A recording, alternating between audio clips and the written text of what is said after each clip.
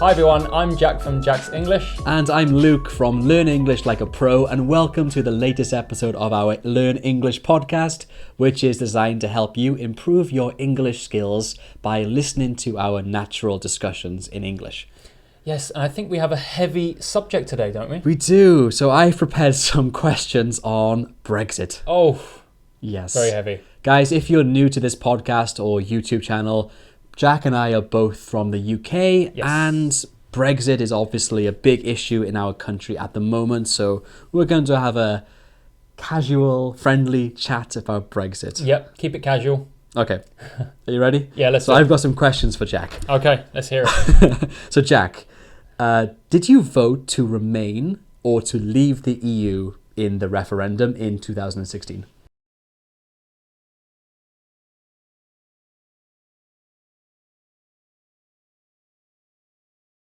Okay, here goes. I voted to remain Okay. Why? in the UK. Now, firstly, I didn't have a very strong opinion on it. That's important to say. I didn't, I strongly want to remain, It was more a case of I didn't feel a necessity to change. Okay.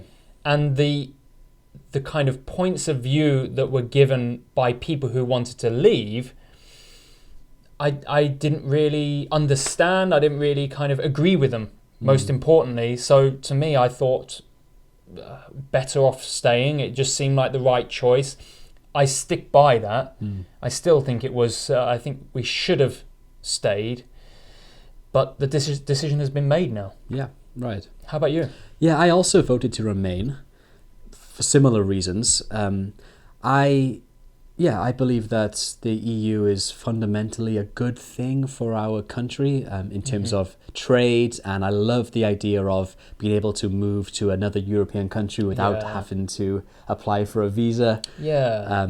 I think the EU is not perfect, but what it's done well is bring countries together, European countries together, obviously. So I love the fact that we can integrate with each other and learn each other's cultures.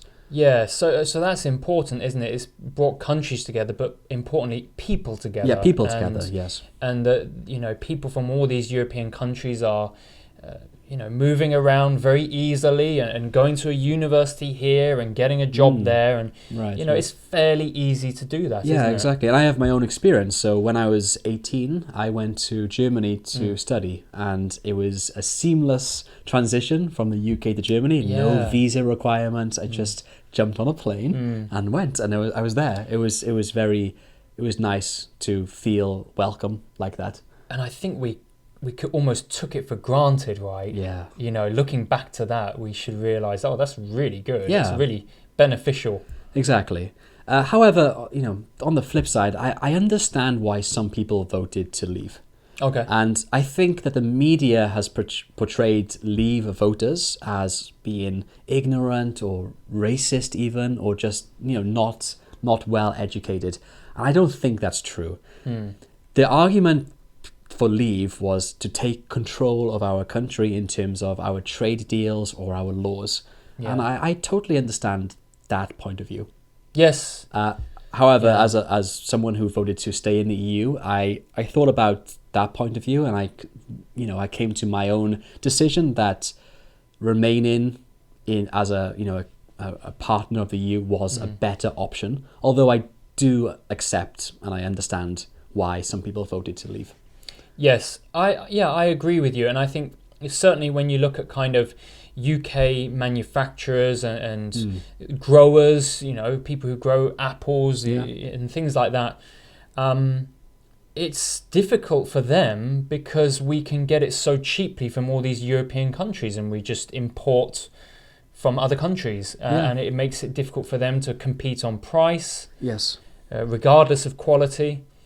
So in that respect, I do understand. I do think there were a lot of people that voted to leave that didn't really know why. There was more, I don't want foreigners in the country. Yeah. But perhaps, yes. Their views were almost a little extreme. That certainly seemed that way. But as you said, the media had a big part to play. Yes, right. And I do think the media has has blown it out of proportion.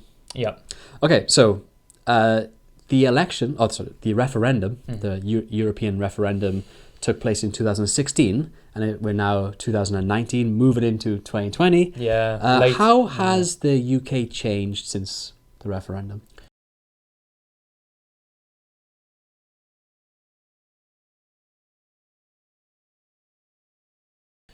Yeah, so it's a strange time, isn't it? Yeah. Because, as you mentioned, obviously with coming into 2020, the decision should have already been made, right? As far as I understand, should have been made in 2018. Yeah, I think so. 2 years after the yes, exactly. referendum. Yeah. So we are, way past the deadline, and it's.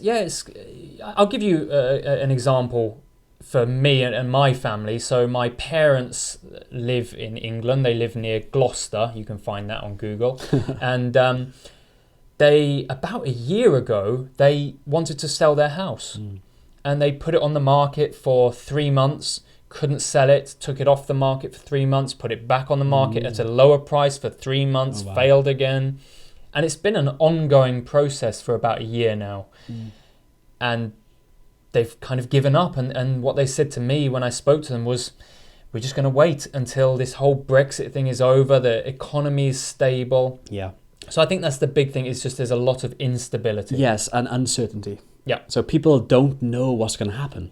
Exactly. And that's obviously very worrying for people who want to buy a house or for businesses. And I think that's the biggest issue. Another issue is social issues. So people who voted to leave and people who voted to remain have become very, very aggressive, verbally, not physically, verbally against each other. And it's become a very divisive topic, which has, I think, split families, split friendships, and that's really sad to see. Yeah, I'm sure it has. I've heard stories. Okay. That's really obviously very sad to see. So I think the UK has become further apart. Like, people in the UK feel more divided than they used to. Which is quite, as we talked about, was it last podcast? Very recently we talked with Britty. Yeah, right. And in the UK that's kind of it's kind of unusual, isn't it, to be so divided. Yeah, it is. So we talked about America, didn't we? And certainly my feeling was Americans are really opinionated about politics, and they get into arguments about it online, offline. Yeah, exactly. And that didn't really, certainly growing up, that never happened. For me, my friends, anyone I knew.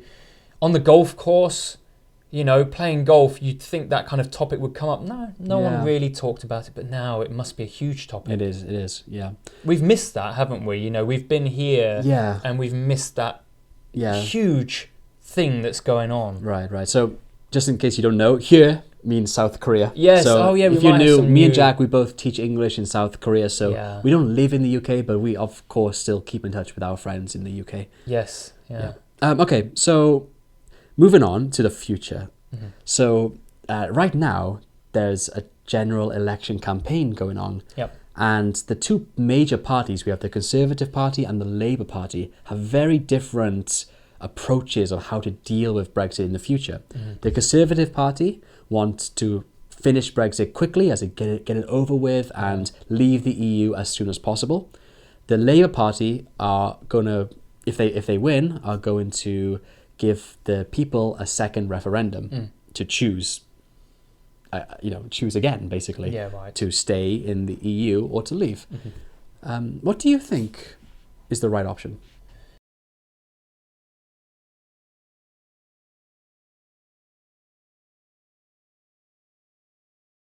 Okay, as is often the case, I'm kind of in the middle. Because they are kind of on two extremes, right? On the one hand, I totally disagree with another referendum. Yeah. Because we've made our decision. It's kind of like we've made our bed, now we've got to lie in it, right? There's that classic idiom. So I don't want that. But on the other hand, I worry with the Conservative option that we'll rush into a bad deal. Yeah. And I would guess it would be kind of a hard Brexit. So just to explain to those who don't know, there's some kind of there's on one extreme there's the no deal, right? Yeah. No deal. And then coming down from there, you've got a hard Brexit where, you've got the hard borders and a lot of trade will be difficult. And then you come down to a soft Brexit, which is what I'm in favour of. Okay. I want a soft Brexit, but I think in order to have a soft Brexit, we need time to negotiate, and both those options don't allow that, right? Yeah. Yes. How about you? What do you think? Oh, yeah, I know. I think I totally agree with you. So personally, I kind of, I'm a little bit on the fence. I'm still thinking. Difficult. The election is in 3 weeks. Yeah. And I'm still thinking. I think I'll vote for the Labour Party. Yeah. Because I think our country needs a change of government. Yeah.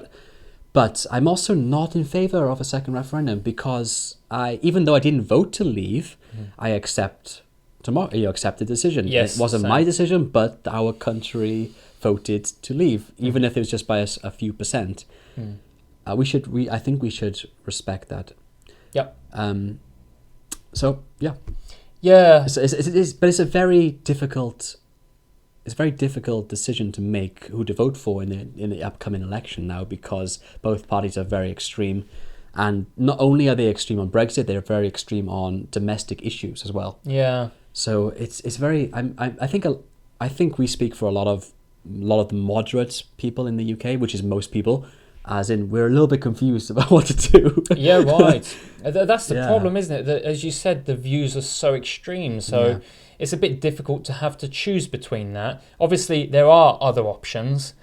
Yeah. But, obviously they're not going to be in power, the other options. So it's a bit difficult to choose that as a vote. Yeah, right. So let's wrap this up, guys. If you're watching this on YouTube, what do you think about Brexit? Leave a comment in our comment section below. And please like this video if you're on YouTube.